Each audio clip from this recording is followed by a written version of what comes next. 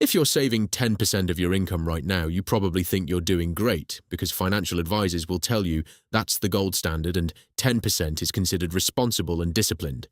But billionaires don't save 10%. Many of them save 80 or 90% or even more relative to what they could actually be spending. And it's not because they're cheap or obsessed with money for its own sake. It's because they understand something about wealth that almost nobody ever explains to regular people. And by the end of this video, you'll understand exactly what that is and why the gap between you and them isn't really about income at all. It's about something much simpler and honestly much more uncomfortable. Section 1. The myth of responsible saving. Here's the story we're all told. Get a job, spend less than you earn, put 10% away, and do that for 40 years and retire comfortably. And that's supposed to be the whole plan because it's the foundation of basically every personal finance book ever written for the average person. And to be fair, it's not wrong, because saving 10% is infinitely better than saving zero, and most people don't even manage that much. But here's what almost nobody tells you. 10% was never the strategy that built fortunes.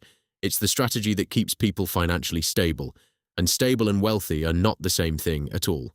Stability just means you won't go broke if something goes wrong, while wealth means your money is actively working for you and growing faster than you could ever grow it, just by working harder yourself.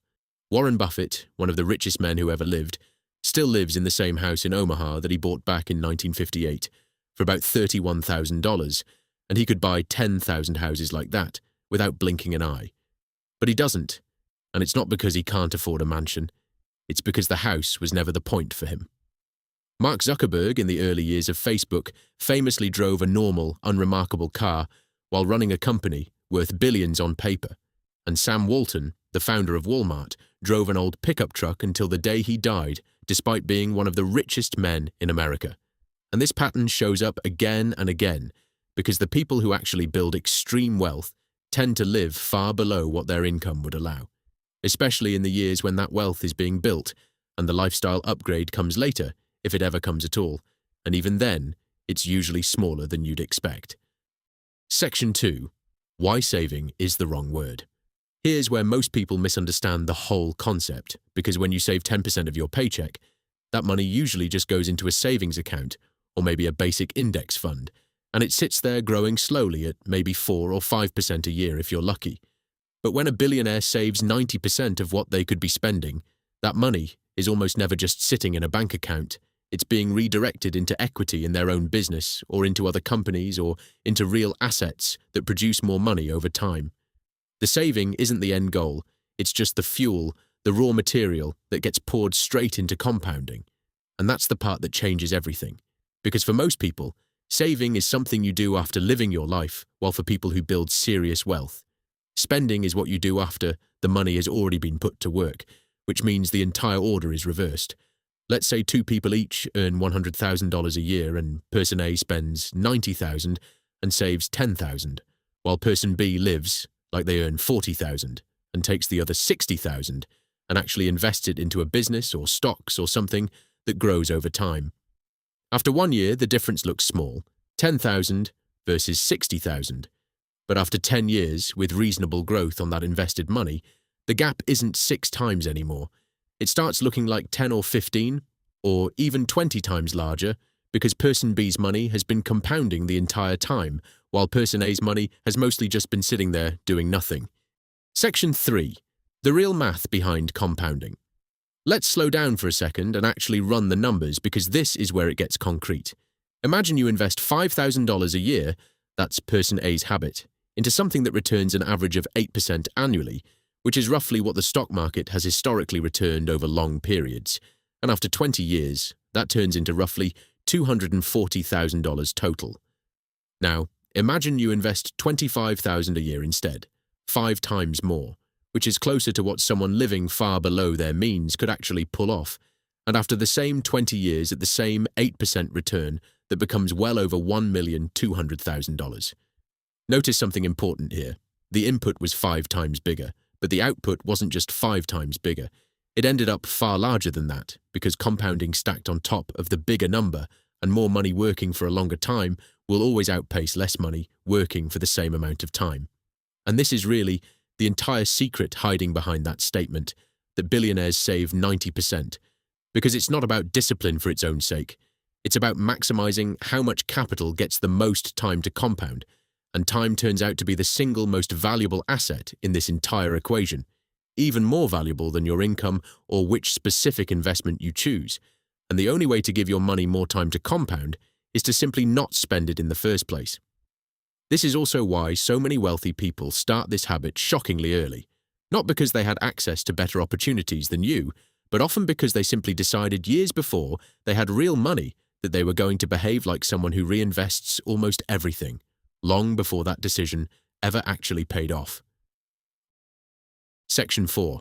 Why almost nobody actually does this? So if the math is this clear, why doesn't everyone just do it? And why isn't 90% savings the norm instead of the exception? The answer is something called lifestyle creep, and it's one of the most quietly destructive forces in personal finance. And here's how it works. You get a raise and your income goes from $50,000 to $60,000. And almost immediately, your spending creeps up too. A nicer apartment, a nicer car, eating out more, subscriptions you didn't have before, and 6 months later, you're earning more than you ever have, and somehow you feel just as financially stretched as before. This happens to almost everyone almost automatically, because spending more money feels good in the moment, and our brains are wired to chase that feeling. And the danger isn't spending money itself. The danger is that spending rises at the exact same speed as income, so the gap between what you earn and what you keep never actually widens. Billionaires, or at least the ones who built their wealth rather than inherited it, tend to do something deeply unnatural. They freeze their lifestyle often for years and sometimes for decades, even as their income explodes upward, and the gap between what they earn and what they spend doesn't stay the same. It gets wider every single year, and because of compounding, a gap that widens every year doesn't grow in a straight line. It grows exponentially. This is genuinely the entire secret, and it's not a secret stock pick, and it's not a secret loophole. It's simply the willingness to keep your spending flat while your income rises for long enough that the gap becomes enormous, and then letting time and compounding do the rest of the work. Section 5. What this actually looks like in real life. Let's bring this down to something you can actually picture, because abstract math is easy to nod along to and then forget 5 minutes later.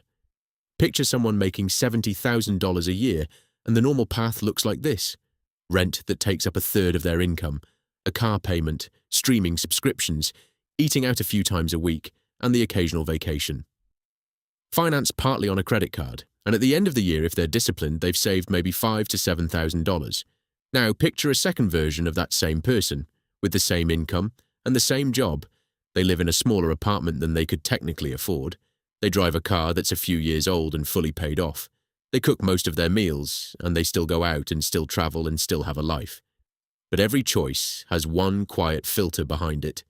Does this actually matter to me, or am I just spending? Because everyone around me is spending.